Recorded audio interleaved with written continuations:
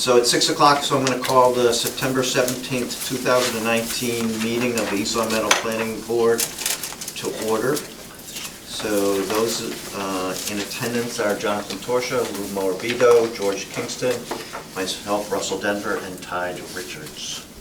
So we have the minutes of September 3rd, 2019. Everybody had an opportunity to review them? And if so, do I have a motion to accept? I'll make a motion to accept. I'll second. Do a second, so a motion has been seconded, all in favor say aye. Aye. Anyone opposed say nay, so that passes. Mr. Clerk, we call the first item. I'd love to. Number one, site SPRW 2019-27, home office for remote consultation. Request by applicant for site plan waiver for a home office for remote consultation regarding parking components for a wine industry at 27 Skyline Drive, Assessor's Parcel ID 72-40-4 on a 1.4 acre site in residential A zoning district. The applicant is Nathan Lee, 27 Skyline Drive, East Long Meadow. Mr. Lee, why don't you tell us a little bit about what you have in mind? Sure. It's past 2 years I've managed a cork production facility over in Chicopee, Massachusetts, which will be shortly closing. And so I am just leveraging our current customers and volume discounts that we currently have to just keep selling cork to wineries and vineyards all across the Northeast. The production is all fulfilled in California, and I don't have any, part of that. So it's just basically taking orders over the phone and consulting with various vineyards and wineries to continue selling packaging components to them. Any members have a question of the applicant? No commercial vehicles? No commercial vehicles, no. Hearing no other questions, do I have a motion to accept? So moved. A second? I'll second that. All those in favor say aye. Aye. All set. Thank you very much. Thank you. Second item? Number two, SPRW 2019-28, the Threading Club. Request by applicant for site plan waiver for an eyebrow threading salon at 632 North Main Street, Assessor's Parcel ID 1-17-49, a 1.23 acre site in the business zoning district. Applicant is Mena Taiwari, 652 Sumner Avenue, Springfield, Mass. 01108. Hi, why don't you join us? Sure. Say your name again, please. Meena Tiwari. Okay. Sorry about that. Could always do better. So tell us what you have in mind. Actually, I came to this country and established threading business back in Buffalo, New York. So once I married and moved back here, I sold that threading business, and I haven't get anything to do after that, having baby and family and all that. So we found a place, and it's a threading. It's a piece of thread. We do threading for people, for eyebrows, all face hair, lips, and also we do a henna tattoo. It's a temporary tattoo. It will just fade off within 2-3 days, It's like it's a threading business. It's a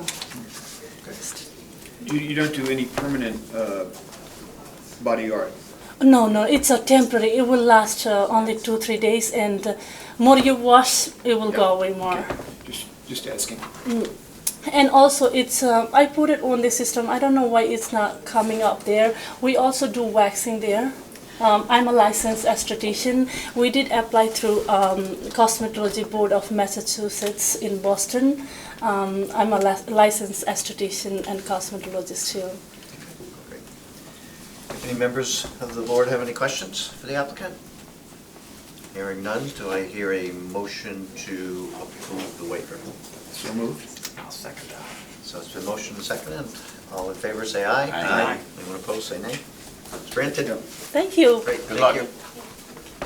SPRW 2019-29, New England Clean Room, LLC, request by applicant for site plan waiver of an office at 92 AKA 90 Denslow Road, Assessor's Parcel ID 10-15-1 on a 17.54 acre site in the Industrial Garden Park. Applicant is John Mayberry, JSTW LLC, 90 Denslow Road, East Long Meadow, Mass. Welcome. Thank you. Why don't you tell us what you have in mind? So I think most of us know, or most people know us as Mayberry Material Handling, but we also put together clean rooms for like Schick and Radial and Bic and other places where they need actually a clean space. So we've been doing modular offices as Mayberry Material Handling for years. We've also been doing clean rooms for years. But Mayberry Material Handling doesn't really get it done in terms of who we are. And we also wanted to establish a different banking relationship with the New England Clean Rooms. So name, LLC, you know, there's really no visual change out in front of our building or in the building or anything else. It's really just to establish. And I think most of you know my son's in the business, so we're starting to do a little bit of, you know, planning as far as who's got what and who's going where and what are we doing. So that's basically all it is. But the bank needs to know we exist and the town needs to know we exist. Trying to do the right thing. Any members have any questions of the applicant? I have a question. Yes, sir. The Mayberry name stays, this is just an additional name. Exactly. Okay. Yeah. Yeah. Hearing no additional questions, do I have a motion to approve the waiver? So moved? I'll second that. We have a motion that's made and seconded. All in favor, say aye. Aye. Anyone opposed, say nay. Passes. Thank you very much. Good luck. Have a great day. SPRW 2019-30. Oh boy, help me out with this one. Say it. Monica Hunter. No. We haven't gotten that far yet. What kind of business is this? Esthetician. Esthetician. Esthetician. All right, wow, thank you very much. Us dyslexia guys struggle Say with that some of 3 this times stuff. in a row.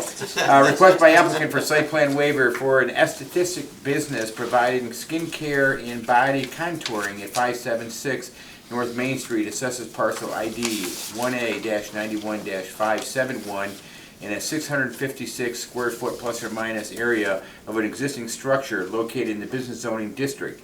The applicant is Monica Hunter, 20 Flag Street, Springfield. Yes. Hi. Hi. Hi. I'm nervous.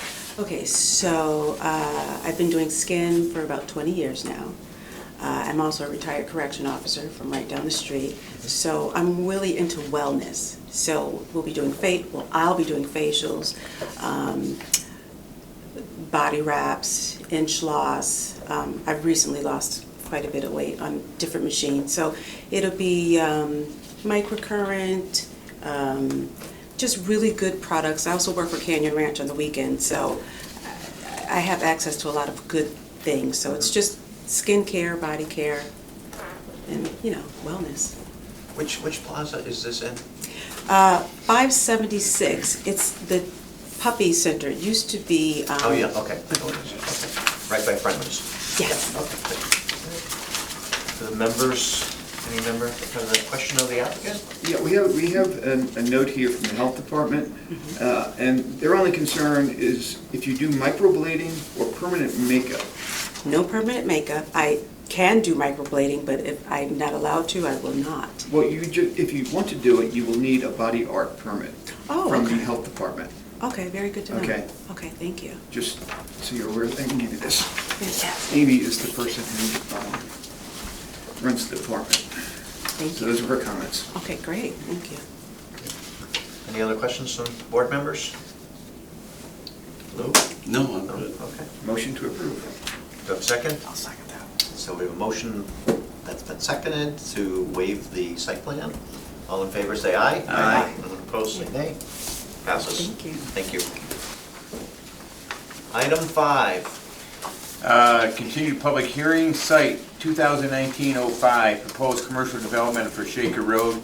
Request by applicant for construction of proposed 2,500 plus or minus square foot bank and a 5,500 square foot plus or minus commercial building at 244 Shaker Road. Assesses parcel ID 18-35-0 on a 133,217 square foot plus or minus a site located in a residential A and a business zoning district. Applicant is Savad Development Partners LP, 1 Monarch Place, Suite 1300, Springfield, Mass. This is continued from April 16, 2019, and June 18, 2019, and July 16, 2019, and August 20, 2019. So Connie, there have been comments received from various town departments regarding the proposed development. Should we read those into the record? I think so. Okay. So do you have a copy of all of that? This is the memo from the fire department.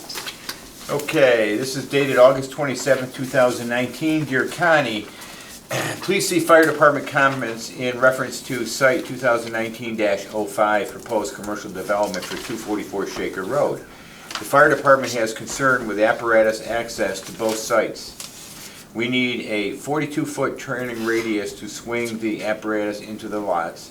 For the submittal, it looks like the bank has a 22-foot entrance and an 18-foot roadway. The commercial building has a 24-foot entrance and a 24-foot roadway. It will be nearly impossible to navigate fire truck into these lots. NFPA, Fire Code 2015, Edition, Chapter 18, Fire Department Access and Water Supply has the following requirements. The ones I'm going to read are the ones that are highlighted in yellow that pertain to this project. 18-2-3-1-2, Fire Department access road shall consist of roadways, fire lanes, and parking lot lanes, or a combination thereof. The minimum inside turning radius of the fire department access shall be 25 feet. The AHJ shall have the ability to increase the minimum inside turning radius to accommodate AHJ's apparatus 527 CMR 1 Massachusetts Comprehensive Fire Safety Code Edition. The use of opposite traveling lanes is prohibited in the design of all fire apparatus access roads. And that's it from the fire department. These comments, other comments here? No, Is it the that same was as the what I just original. read? This is police. This is from the police department regarding 244 Shaker Road. Please accept the following considerations in regards to the southeast development of the property located at the corner of Shaker Road and Chestnut Street. Considerations were made based on safety as it relates to the motor vehicle and pedestrian traffic. Observation to note, it appears the layout was designed for individual ownership of the properties, thus the reasoning for separate entrances and exits for each. Wondering if this is still possible with a common connection driveway to parking lots. Recommendations to consider: number one, parking lots to business shall connect. Could pick up additional parking to keep the same number. See the diagram. Number two, no left-hand turn onto Chestnut Street from the property, although entrance into lot from Chestnut is allowed.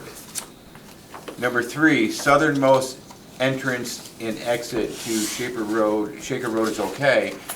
Other exit and entrance point on the site plan should be a right turn only exit onto Shaker Road. Number four, sidewalk proposed for Shaker Road, Yorkshire Place at Shaker Road, northerly to southeast corner of Shaker Road and Chestnut. The recommendation is made with the understanding that this proposal will complete the development of the land abutting the intersection, which will allow the town of East Long Meadow to make final modifications to the intersection as it relates to the safety of motor vehicle and pedestrian traffic.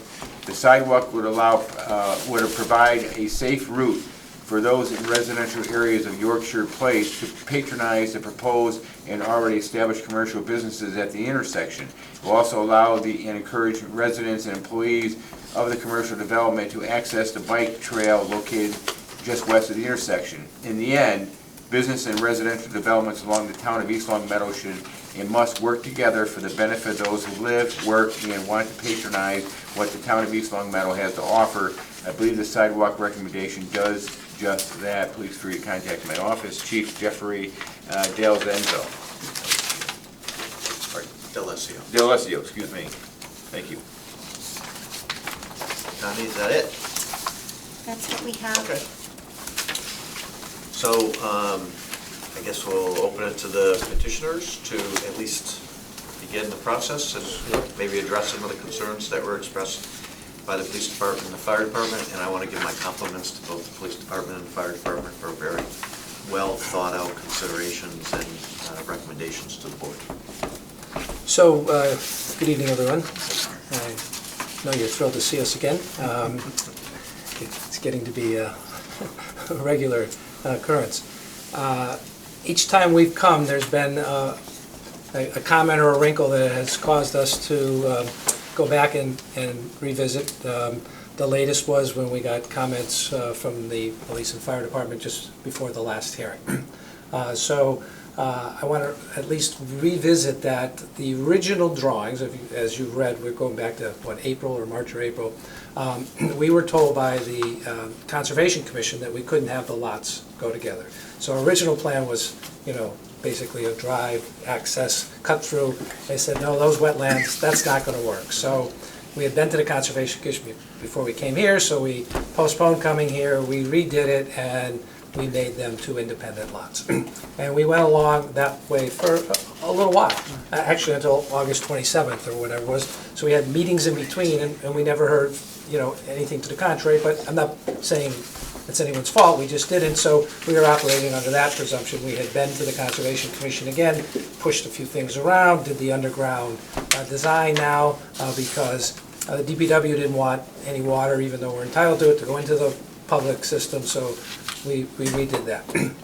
So I think we're moving along on track, and on August 27th, we get these comments from the police. So first thing we did was we just made an informal inquiry back to the Conservation Commission, because if one department wants this and another department wants this and we're in the middle, we need to know what to do. So we're on the agenda for the Conservation Commission tomorrow night.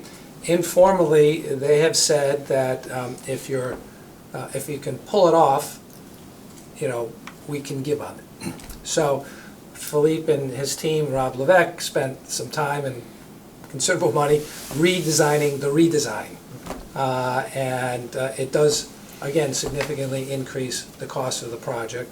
We'd like to walk you through that tonight so you can see where we were before today, based on the comments. Ultimately, Tom Christensen did sign off, I think it should be in the record somewhere, I got a copy of it, that the design was fine, no water was targeted to go in. So we checked that box. That one hasn't been unchecked yet.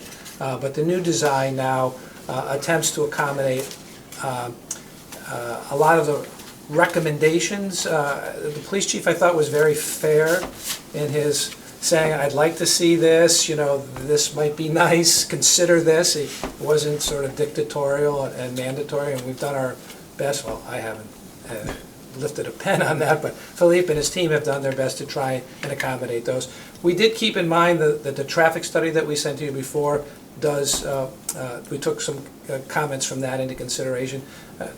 We want this to be safe and successful. There's no reason that we would want to go forward without it. So we're trying to balance everyone's competing interests. Sure. So if you would allow Philippe to Certainly.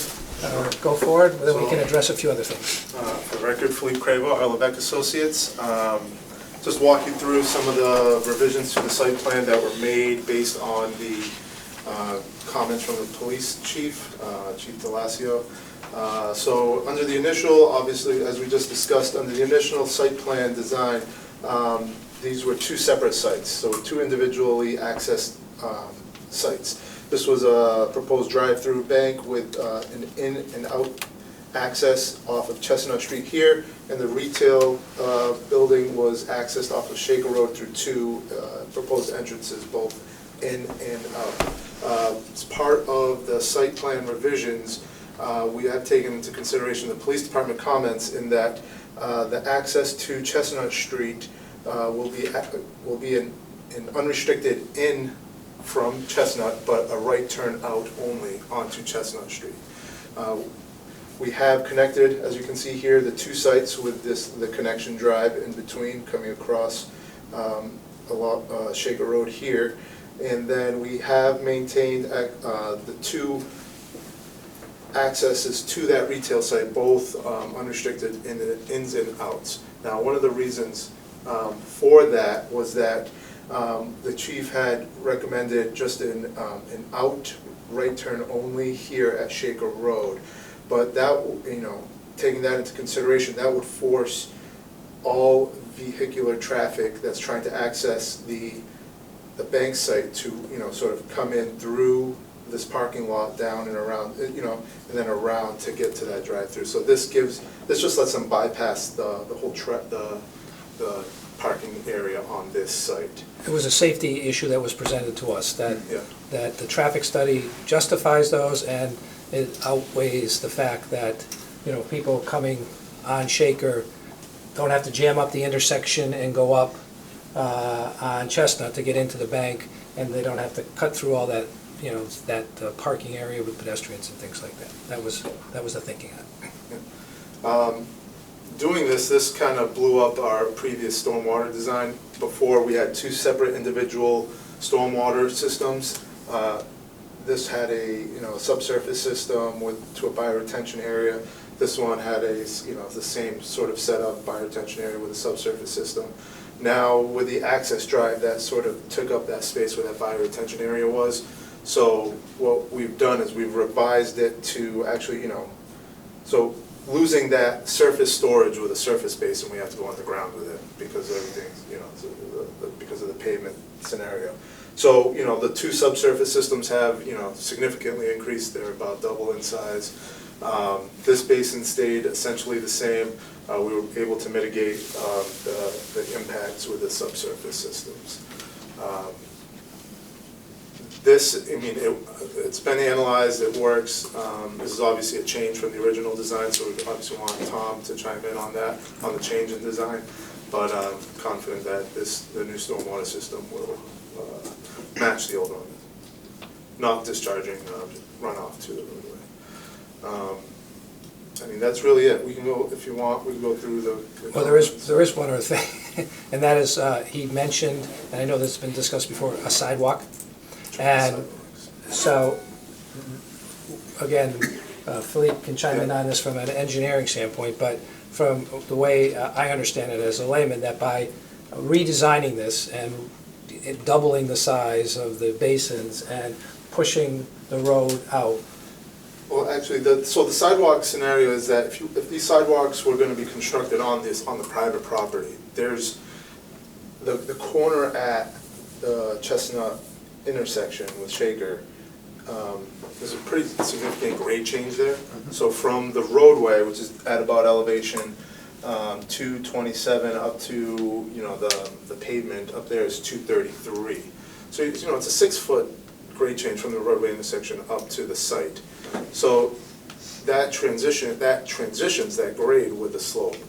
And it would be short of building a wall essentially along this whole property line to put the sidewalk on the property. It's really not feasible to put the sidewalk on private property. If at some point there was an improvement to Shaker and Chestnut, it's more feasible to put a sidewalk within the right-of-way, which is something that this town may want to consider, right up against the curb of the road, so you have the curb of the road with the sidewalk directly adjacent to it. There is space there for that, but on site, on the private property, it's just not feasible to install the sidewalk due to that grade change. So where does the grade begin the rise on Shaker? Essentially right about here. So there's no issue then from that spot down to the beginning of the property? It would be a little more, it'll be more feasible down here because you're only going, the road's 221, the site's at 225, so it's 4 feet, and it's over a longer distance. Anyone have any questions on the presentation so far? I do. Go ahead. So where do we stand with the connection between the two lots and the wetlands issue that you talked about at the very beginning? At one point, you said it was not feasible, now it is approved. Did you? No, I didn't say it was not feasible. I said that the Conservation Commission That's what I meant. asked us to keep them separate to avoid getting too close to the wetlands. So where are we with that? And by conversation? wetlands, I might have misstated in terms of the retention that was being built. So now, because of this redesign, you can drive to the two lots, correct, please? Right, so now it's all buffer zone impact through the Conservation Commission. We're not actually going into the wetlands themselves. It's all buffer zone. Okay, I just want to make sure I was clear on that. Now, the second question I have is, if you're heading south into Shaker Road, and I hit the first entrance, and I want to make a left-hand turn, and I want to go to the bank, which is why I'm going to want to use there instead of the other entrance, and it's really busy, how much stacking room do I have? a pretty significant amount if you're coming this way, because you would have. From the entrance to the intersection. Because I'm gonna be sitting near my Oh, left. from here to here? Yeah, because I'm gonna be That's there with about my left 200 blinker on. Yeah, that's about 280 feet, 280 feet to the center of the intersection or like to the stop line? to the stop line. Okay, so the stop line, so we're talking 20 feet, 22 feet, 25 feet I have apart. So you're talking about 8 or 9 cars, right, stacking? 20 feet a car. Yeah, 25 feet, yeah, really. Yeah, the space between the cars. If the board wants to look at a figure, I can hand you. So now, in the traffic report, was that, how was that called out, or what was mentioned about a left-hand turn in there? Do you recall offhand? I do not recall offhand. I know that the accesses were essentially, from my discussions with Rob, that they were not restricted to right-hand or left-hand turns. Oh, no, I'm not saying anything about being restricted. My issue is if I'm going south on Shaker and I want to turn left in there, I'm going to be holding up all those cars behind me because all those other cars are going north on Shaker, and I'm trying to get an idea of how much space we got to work with. Yep, so, like you said, I think 10, possibly 10 cars would be a fair assessment in that situation. I created this figure, this is obviously before the gas station was constructed from the image, but just to give you perspective for the site in relation to the surrounding, the entrances and curb cuts of the surrounding businesses. In that, those two entrances and exits on Shaker are, pretty far away from the intersection in relation to some of the other curb cuts. All right, so we'll come back to that. So now if I'm going up Shaker, I can make a right-hand turn in, Yep. and that's really the only way I can get to this bank. Unless, I mean, if I go up Chestnut, I mean, make a right-hand turn in, it's the only way to get to the bank, unless I want to turn right and go down Shaker Road, make a left-hand turn through this project to get over to this project, right? Correct, using the new access drive. Okay, so I'm gonna go from 224 at the entrance, I got 230, so I'm going up 6 feet here, that's not too bad. I'm going up 2 more feet, 34 feet, okay, so that doesn't look too bad, the grades don't look too bad, but the building must be pretty high, so you have a retaining wall along the front? Along the back, it's actually. Oh, you got a retaining wall in the back. On the back, So yeah. where are we now with the 238 is where we're hitting Chestnut Street? Correct, yep. So the wall would be behind the 238. Okay, I understand what you're doing there. So now if I'm coming out of the bank and I want to make a left-hand turn on the Chestnut, I gotta wait for those cars coming up Chestnut, and once I have an opening, then I can go out here and go down. So, No, No, you so can't. that. no left turn, I forgot. No left Yeah, turn. that's only a right-hand turn only, Right-hand gotcha, I turn. forgot about that, okay. So you got a right-hand turn only, okay, so, if I'm leaving the bank, how can I get anywhere but east on Chestnut? I mean, I know how I can do Yeah. it, but if you're a customer and you want to be user-friendly, how would you do it? You would have to utilize the access drive and come out this, So I gotta go all the way down here and come out on Shaker. and come out on Shaker, yeah. Okay, so if I do that, I come down here, so let's say I come out here, if I wanna make a right-hand turn, I'm gonna cross that traffic. I have a left-hand turn, I'm gonna cross that track. Right-hand turn, that's a pretty easy movement. Down here, it's gonna be just the same. Well, it's So- further away from the intersection. Yeah, so- further away, which makes it easier. Yep. So, okay, so if I'm here, then I come back, I go all the way back down here again to get out. All right, I understand it, I don't like it, but I Actually, I think understand it. the roadway, the connector roadway makes the movements, or at least access to the different sites, a little easier and would keep some of the traffic out of the I'm intersection. actually a little surprised you have a bank that would even go with that traffic flow. I believe that you do, I'm not saying you don't, but I deal with these guys all the time, Right. and most of them are like, I really don't like that, The traffic, yeah. I mean, it's a corner parcel. Well, a corner is obviously ideal, Yeah. but I mean, you got really limited access, Well- and you have no choice because of the geography. You I mean, it also- is what it is. You also have potentially a drive-through. What's So, that? Potentially a drive-through, Potentially, yeah. yeah, maybe. I don't know when that's gonna happen, but I Well, understand. a what bank you're can saying. happen. Oh, yeah, that's right, that's right. It's a bank, so Yeah, yeah. you can Oh, come there's a in, come drive-through. around, and then just go back out. Yeah, yeah, So yeah. hence, You can come in, drive through, and then get back out to Chestnut, come in, come around, get back. yeah, out it's to not Shaker. ideal, but it is, we're dealing with the land we've got. Yeah. So is there anything else you'd like to address before we open it to the public? If I might ask one question. Kevin mentioned your response to the fire department in terms of radiuses. Yeah, Do you meet that? that's something that just came to my attention at this, right now, my personal attention, but any radiuses, I don't really see a restriction. It'd probably be more the internal movements, but that's something that can be analyzed before the next meeting. Yeah, that's pretty critical, Yeah. because the fire department will not accept anything we've done this on North Main Street already, okay? And their numbers are half of what the requirement is requiring. So they got a long ways. It's not like we're off by a couple feet, we're off by No. a lot. No, and they really need to be able to get their trucks in there. Yeah, absolutely. We have Obviously. programs that will Yep. model the trucks, Okay, so turn it through you the haven't site. resolved that yet, but you will. Okay. Through the Well, chair. I do have one question. It's regarding the traffic that's going, or going to be directed to go right on Chestnut Street.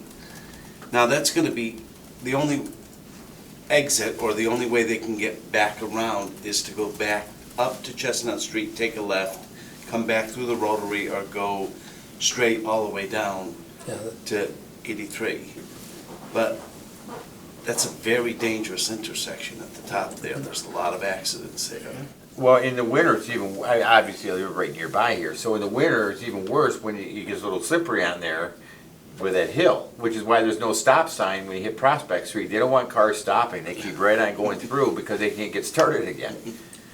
that was what the chief asked for, so Yeah, and, right, and, it is not business-wise ideal. this entrance is almost not gonna get used hardly at all. It's only gonna be used by anyone that wants to go up Chestnut, or someone that's coming from a few houses up there. So most of your traffic is gonna be on Shaker Road, well, obviously it's gonna be. If I may? Yes, ma'am. Thank you, sir. So, I heard many comments from the neighbors in regard to access to the bike path. And did I hear you say that you own that property right to the street line? That there's no right-of-way that is owned by the town? No, there is right of way. There's right-of-ways in the street there. The right-of-way is on the grass. And The you- width of the right of way extends beyond the pavement into the adjacent Okay, green. So how far does it go off the curb line? That's this outer it's boulder. And what is that? What's the I distance? Can you see it? 4 or 5 feet? Yeah, it's about, I have a scale in my bag. It's about 5+ feet. I can get my scale. So slightly less than the width of a sidewalk by about a foot. but interestingly, when you look at the site development for the subdivision, if you look at the corner closely, you can see that there's a sidewalk that goes to nowhere. No, point to where you're talking about. Okay, so if I'm looking at my aerial, Okay. so. Oh, you're over here. So I'm You're- looking you're at off where the plan, Great Woods, okay. yeah, so you can see that, I'm seeing at least perhaps to promote connectivity, a sidewalk, a stem, if you will. Like a bus stop. Yeah, See, it goes all the way down here. No, yeah, it does, it goes in. Goes all into the way Goes the into Great, whole goes into Great subdivision. Woods. Yeah, it goes, so I'm just thinking as a planner to promote connectivity and to create a sense of place in this particular intersection, and also to honor the comments that were made by the neighbors in regard to accessing the bike trail. You definitely have the width to create that sidewalk to the intersection of Shaker and Chestnut. So, but what I heard you say is that you don't have the land, that you, or it's a private right-of-way. No, it's a public right-of-way, that's the town's right-of-way. Okay. So that's town property. The other issue, I believe, Philippe, correct me if I'm wrong, is that in just a preliminary review, there are utilities and other things that run Right. under that, in that right-of-way. Right around the corner, there's So, utilities, Sure. hydrants. Sure, that right, would- right at the corner, but Yeah. not the remainder of Shaker down to Great Woods. You've got a Yorkshire. pole here, but that's easy enough to move. Yeah. But Yeah, you the- got make it water, make- storm drainage, things like that. Yeah, I mean, that would be up to the town and its analysis of what it wanted to do underneath it, but that is not the applicant's property to build a sidewalk. But again, as a good neighbor, wouldn't you want to provide this safe access to the crosswalk for the neighborhood to use and maybe even use the bank and the whatever commercial? You Well, know, that's, because otherwise they're walking on Shaker Road. Or they're taking their car onto Shaker Road and here we go with the traffic. That's in the law, we call that a loaded leading question. I mean, do you like vanilla ice cream, you know? Basically, what they have to do is ask the town permission to do that. Well- Because And they I- don't have land on their. It's not just a question of that, it's also a question of the cost and who's responsible for it. And it's, you know, would it, you know, so you're asking a private developer to put in a sidewalk in a public way. And we, well, in a public way, then otherwise you say just put it on your property. We can't put it Well, in, you Right. have, But we make housing, residential developers do it. that's on, in your bylaw, and this same developer did Great Woods and put sidewalks throughout Great Woods on one side of the street. So but are there, one, I'm sorry, go ahead. so are there other things you want to add before we open it to the public? Jim, I don't think so. So that, because this is a continuation of a public hearing, I would like to open it up to anyone who has any comments from the audience that would like to address the board about this issue. All right, so I'll bring it back to the board.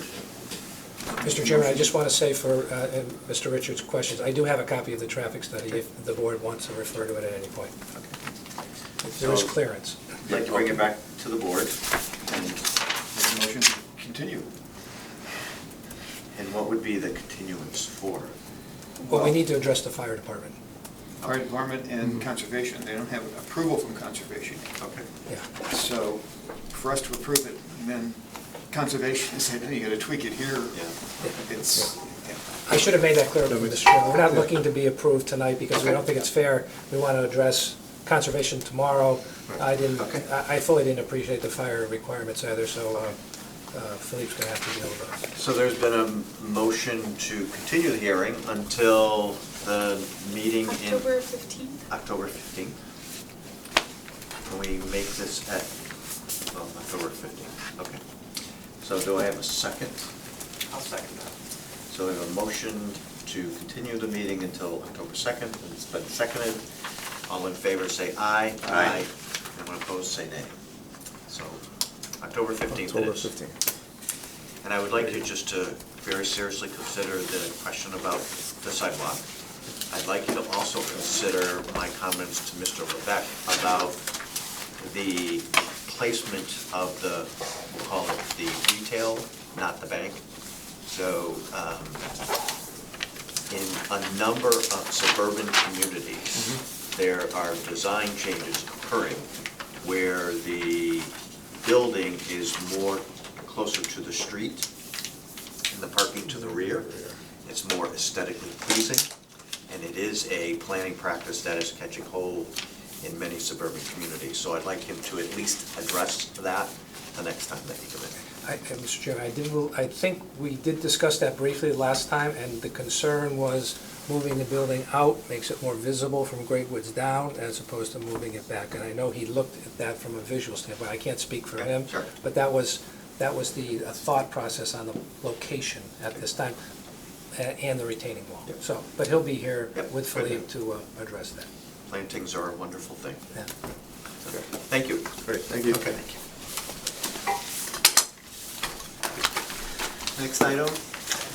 We have proposed amendment to rules and regulations for a subdivision of petitions of plans of subdivision section 2, general 2.8 amendments. The purpose of this amendment is proposed by the Town of East Long Meadow Planning Board and its Planning and Community Development Director is to correct topographical errors established in lieu of sidewalk construction fund as an alternative to construction installation of sidewalks by the applicant developer. Clarify the obligations on the part of the owner ensuring the infrastructure installed by the private developers, which includes installation of conduit of fiber optic cable, meet the standards of the utility providers. August 20th, 2019. See attachment 1 for full text of proposed change. So we have requested our IT director to come meet with us for his, give some context on your request. Sure. Good to see you. Good to see you guys. For those who don't know you, you probably want to, Sure, I'm the IT director the town and the schools, and in one of our department head meetings, Connie had brought up going through the subdivision bylaws, and one of the thought processes that I had a while ago, just didn't really have a mechanism to bring it out until Connie had brought it up, was having conduit space for municipal use. So a new subdivision, everything's underground, nothing's above ground. We had poles and things were above ground, there's a space on those poles called a municipal space. So we can use those to get to other buildings. We can't use it to feed residents, but we can use it to get to, say, like another town building that we don't have connected. When the utilities are underground, that space is now gone. The one difference with this is, with that space underground, having a conduit that will be for municipal use, can be used for residential, to feed residential houses. I know we're way behind the curve on it, but you have to start somewhere.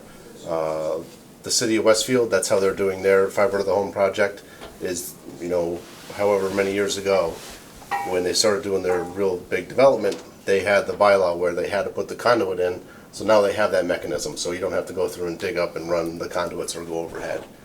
That's really was the point behind. So let's say someone's gonna build a brand-new project on Prospect Street, and they're about 2 miles from the Rotary, and if they put all the conduit in, when they get to Prospect Street, is there conduit already in Prospect Street available that they can tap into immediately? Not on Prospect Street. Okay, so that being the case, wouldn't all that conduit be useless? Nope, because we can actually go up the poles and then drop into the conduit.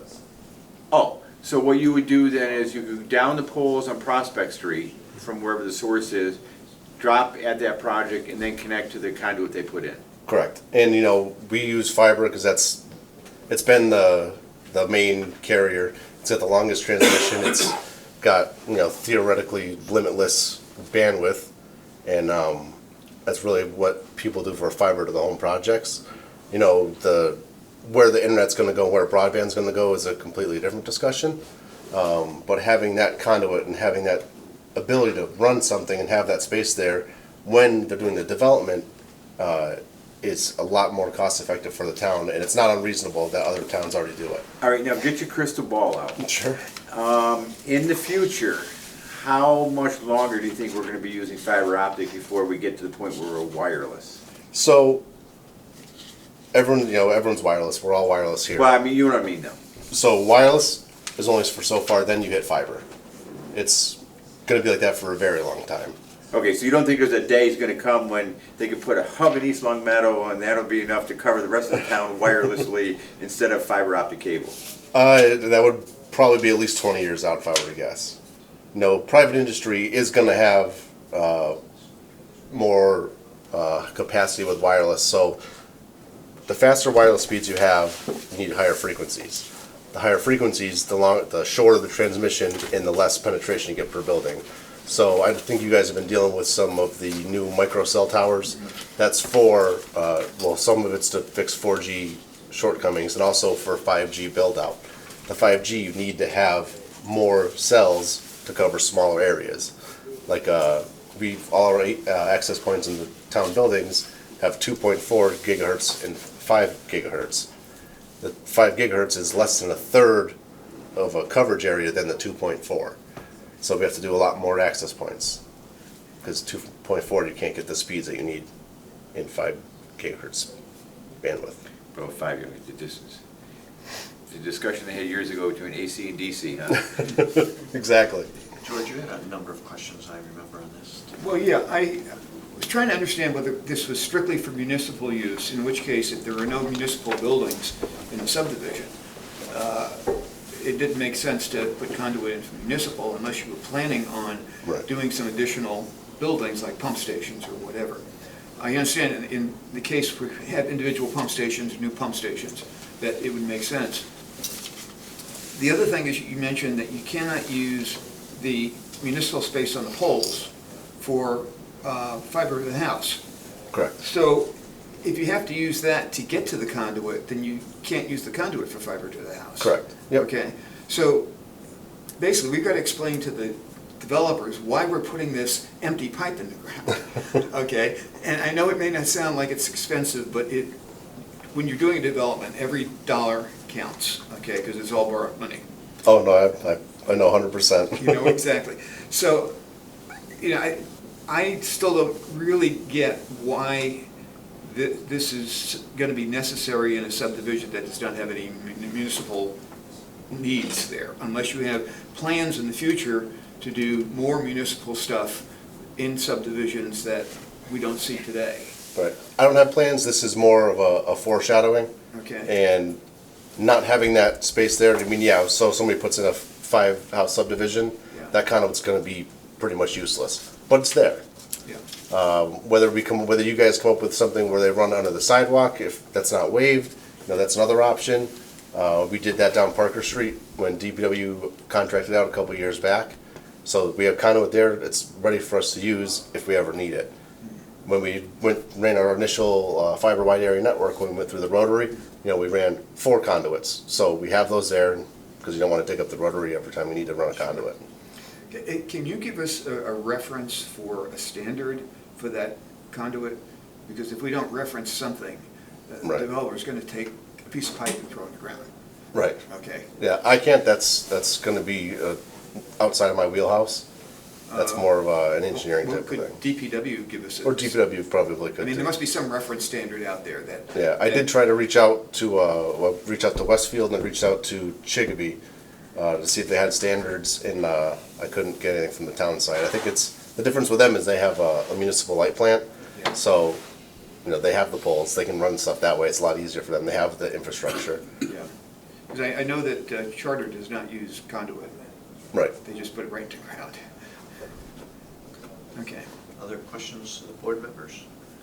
So procedurally, Connie, on this one, so we did have a discussion also about the sidewalks. So I noticed that this is a continuation of a public hearing. So I guess I will now open it to any member of the public who would like to address issues about sidewalk in lieu of, as well as installation of, cable is not the right word. Conduit. Conduit. For anything, it could be fiber, it could be whatever's next. So hearing no one, so I'm gonna bring it back to the board. And what's the board's preference? Well, I've gotten the information I needed to understand what we're being asked to put in there, and I'm comfortable with that, so thank you, Ryan, I really appreciate it. Because I was kind of confused as to exactly what the purpose was. Yeah. Now, George, sorry about that. George, you're comfortable about putting the conduit in? I am. You are? I am, yeah. I'm still scratching my head on this issue of, okay, great, it's been 50 years and we finally got enough conduit to really make it worthwhile. Oh, I guess we're not using that technology anymore. I mean, that's the part of the struggle with my mind, because I see all these guys spending all this money for cable or conduit that's going to be empty for a long time. Yeah. Eventually, it'll get filled, perhaps. And you understand what I'm saying? Can the conduit go in the same trench as the electric, or is it a separate trench? I'm gonna, you know, don't hold me to it, but fiber optics there's no metal in it. So it should be you the can same run it. trench, right? Should be able to, yeah. Okay, I mean, still Depending if the electric you company. still have to might pay for the standards. conduit, but at Right. least you don't have to dig another hole. Right. So Jonathan, I think George alluded to you being the youngest person on the board, he's probably the most technology savvy person on the board, so. I think this is the way of the future, and I think we need to, this board, I think, should behave as, you know, I mean, yes, in theory, it may not, you know, in 50 years, we may not have the need for it, but I think it's very much could be in the need in the next few years, in 10, 15, 20 years. So I think it's worth the investment if, you know, I think maybe putting together language and trying to look at specifics of like what's the mechanism or like what type of piping is it exactly going to be. But I support it. I think it's a good idea, and I think it's a good investment. Maybe some more questions might need to be asked about it, but I think it's a good thing for the future. Would the town own the conduit? I would imagine so. Again, that's Well, if we take the road, then I guess we probably own it. Right. If it's a town road, we probably own it. Well, we only own the utilities that the town owns. Oh, We own the water and the that's sewer. true, like gas line. But we don't own the gas line and the electric. Okay, got it. So the question would become, is this owned by the homeowners association, or is it owned by the town? And- My suggestion would be owned by the town. Okay, So, if another need arises yeah, for, if it's not for communication, then we would have that there. yeah. We would have that ability to run something in that neighborhood without having to trench and dig holes. How many inch conduit are you referring to, would you say? It's tough to say. All our main fiber legs are 1.5 inch interduct, so it comes on a big roll. You just roll it in and feed it in the hole. So 1.5 inches would do it. So, It might be a little different when you feed multiple houses. That's just the thing. so let's say you got there. a 30 house subdivision, you think 1.5 inches would do it? Theoretically, with the fiber count, 1.5 inch, you can run, 256 fibers So the answer is easily. yes. Yeah. Okay, so do 1.5 inch conduit, lineal foot. So appreciate you coming in, appreciate you kind of educating us, but it's clear that there are still some answers that we need, or some questions that we need answered. So do I hear a motion to continue the public hearing? So moved. I'll second that. So we have a motion to continue the public hearing. It's been seconded. All in favor say aye. Aye. Opposed say nay, so that passes. And we would ask that Connie develop some questions from our conversations and maybe forward them to Ryan. And it also sounds like Public Works needs to weigh in Probably on more this public works, yeah. as Yeah. well. About a standard for the communication conduit. Wouldn't Verizon have those cost figures? I mean, I'm If just you can looking get them at from like- Verizon, What's that? so you can get them from Verizon. I'm just I was trying to Google RS Means. Yeah. Yeah. Because RS Means is the estimating manual, if you will, that we go to look at for calculating costs. It's not always accurate. Wow, they're using $15 a foot just for the conduit. That's heavy with trenching. That's with no fiber. Of course, that includes trenching. Here, there's no trenching because they're gonna put in the same hole as the electric. Hopefully. So you just need the cost of the plastic pipe. Right. Yeah. Okay. So just the- I would also like to get an opinion from DPW as to whether they would accept the ownership Yeah. of, and maintenance of the conduit. Because if we own it and it breaks, somebody's gotta fix it. All right, thank you. Thank you, Ryan. Appreciate it. Ryan, Very thank you so much. No problem. Thank you very much. Thanks for the reminder. Item, This is my calendar. so it says here, item 7. says Item 7, Due to a technical, so this is being, Excel. so it's not being acted on this evening? Then, for the record, the newspaper didn't publish the ad. They published the modification to special permit for the reserve twice. Okay. So, So this, they did. Yeah. this item will be heard at our October 15, 2019 meeting. Okay. Item 8.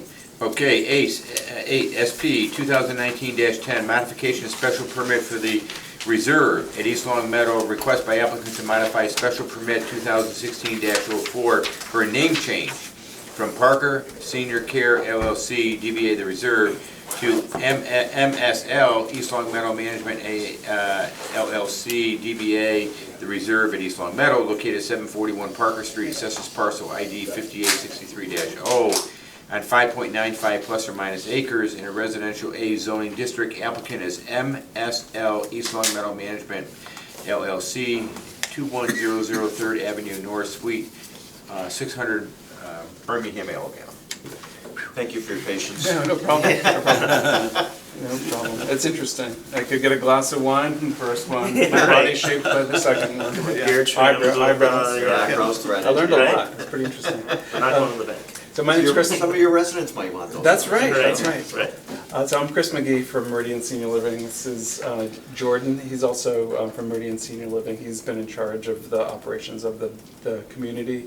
There's no change in management company, no change in policy, procedures, operations, personnel. It's essentially, it's a real estate transaction. The owners of the property have changed. And we're looking to retain the management contract going forward without any any changes except for the name change of the Is owners. this the one that used to be Bluebird? No, right across the street. Oh, across the street, Yeah. okay. Seems like there's always been name changes and buildings burning down and all kinds of, that's an exciting neighborhood up there. Right. It was formerly I lived Brookdale. Yeah, it was- There's a lot that goes on up there. Does any members of the board have any questions of the petitioner? So do I hear a motion to approve the modification of the special permit? We have to close the public hearing first. Oh, thank you. And open it, I think. Oh, yes, We already- you're right. I don't think we- No, So, we opened it. Oh, we did open it, We yeah. opened it. So a motion to, close the public hearing. I'll second that. okay, so we have a motion to close the public hearing. It's been second. All in favor, say aye. Aye. No opposed, say nay, so it's closed. We have a motion. Make a motion to approve the modification as presented. We have a I'll second. second that. Okay, we have a motion. It's been seconded. All in favor, say aye. Aye. No opposed, say nay.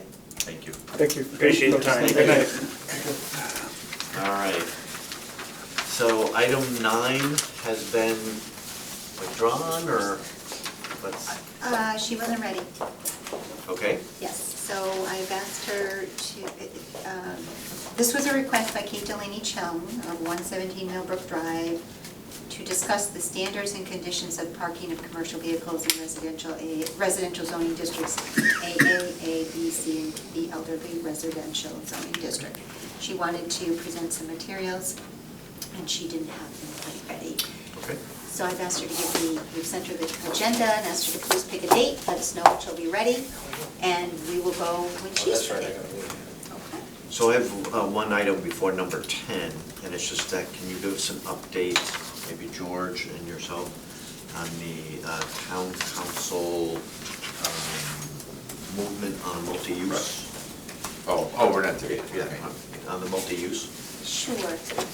So the next meeting for the town council subcommittee is scheduled for Monday, the 23rd, at the school, here at the school committee room. We're still waiting on confirmation. I believe it's set, but there were still some details that needed to be ironed out in regard to the continuance of that discussion. We also would like to invite the board and the town council subcommittee to meet on October 1st for a joint meeting, so that you, the planning board members, could address any of the concerns in the presence of the subcommittee, the town council subcommittee.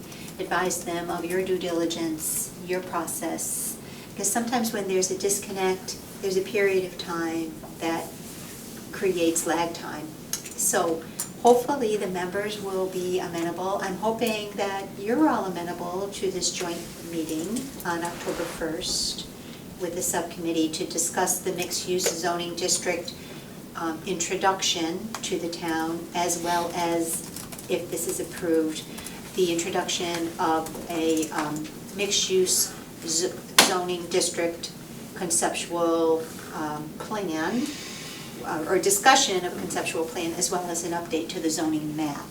So those. George attended the first subcommittee meeting. Do you want to add anything? It was a fruitful discussion. They wanted to know how we got to where we got to. And there were some, they want to put their own, some issues that they would like to have addressed slightly differently. Overall, the reaction was positive. We went through a lot of detail on various items. I can't remember all the details off the top of my head, but most of them were modifications to things like the association, the project association, who would be in it, yada yada. They did not like the numbers we put in for the mix of residential and commercial. They wanted more commercial. We talked about that with I explained to them, the applicant was there, and I explained to them, what the applicant had told us about that and about building heights and why buildings were as high as they were. And clearly their level of understanding of the project, specifics of the bylaw is not the level that we have, because they're just really approaching it. And so a lot of stuff that we worked through, They didn't understand why it turned out the way it did, and I did some explanation about why it turned out the way it did. And unfortunately, I can't attend on Monday, but Connie's going to attend, so. George was nice enough to pinch hit for me. I couldn't attend the last meeting, so thank you. Was it too restrictive, George? Is that like the heights? They wanted the heights to be lower, okay? They wanted a number for the mix of different kinds of housing, and, I explained to them that this is a general bylaw that applied to any site and any project, and that to put those kinds of restrictions on something without knowing the market didn't make a whole lot of sense, that should come under the special permit, not under the bylaw governing things overall. And I think they came around sort of to that conclusion. And the town council is the one that really urged the special permit process. Yes, So, yes. But it wasn't site-specific. Yeah, they kind of were confusing the special permit with the bylaw, and the actions of the two are different. Right. Okay, and they had, I had to explain to them that this is going to be market-driven, and we don't know the market. The developer knows it better than we do, but even the developer doesn't know what the market totally is yet. Right. So to put hard restrictions on some of these things doesn't make economic sense. That's the kind of thing you go through special permit and site plan to work out something that will look good and meet the requirements. Okay, what we're doing in the bylaw is putting in broad guidelines so that we've got some control, bylaw-wise. And I think they finally bought that. But they needed to think about it some more and work on specific numbers. Tell them we're not wedded to the numbers. The best numbers we can come up with. So I'll see how it goes from there. Good, thanks, George. all right, thank you. Okay. So joint meeting? That's fine with me. Fine. Unfortunately, I will not be here October 1st. October 1st is a Tuesday? It's a Tuesday. It's our work study. Yeah, I'm in Chicago for business. Now, how come we don't have a planning board meeting then? We We do. do. That would be Oh, we a do. planning It's our board meeting. planning. Oh, so it'll be our joint, oh, I got you, that's our work session Yeah. meeting. Okay, yeah, that's fine with me. Okay, so, I want to make sure I do this correctly. So, I would like to have a motion that pursuant to Mass General Law 30A, Section 21A3, that we enter into executive session to discuss potential resolutions of certain litigation pending against the town, and that we reconvene solely for the purpose of adjourning the public meeting. Correct?